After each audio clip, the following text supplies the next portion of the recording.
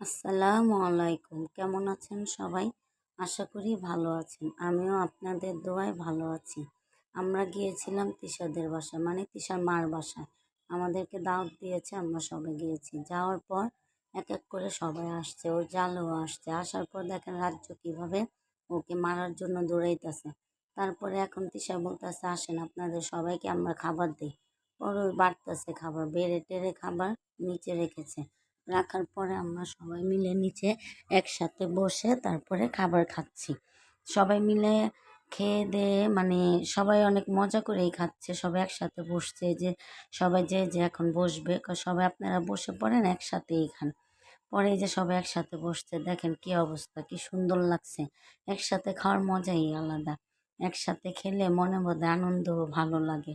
আর লাখি সবার খাওয়া শেষ হয়ে গেছে, কিন্তু লাখির খাওয়া শেষ হয়নি এখনো, এত খাই লাখি। তারপরে খাওয়া দাওয়া শেষ করে আমরা সবাই চলে যাচ্ছি যার যার বাসায়।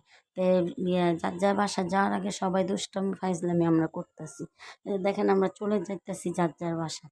অনেকক্ষণ হয়েছে, অনেক বেলা হয়ে গেছে, যে এখন আর থাকা যাবে না, আসো আমরা সবাই চলে যাই। অনেকক্ষণই তো আমরা ছিলাম। পরে আমরা সবাই চলে যাচ্ছি, সিঁড়িগুলো অনেক অন্ধকার, যে কারণে আলো ছিল না। পরে এই যে চলে যাচ্ছি। আমার ভিডিও যদি আপনাদের ভালো লাগে, লাইক কমেন্ট শেয়ার করবেন আপনারা। আল্লাহ হাফেজ।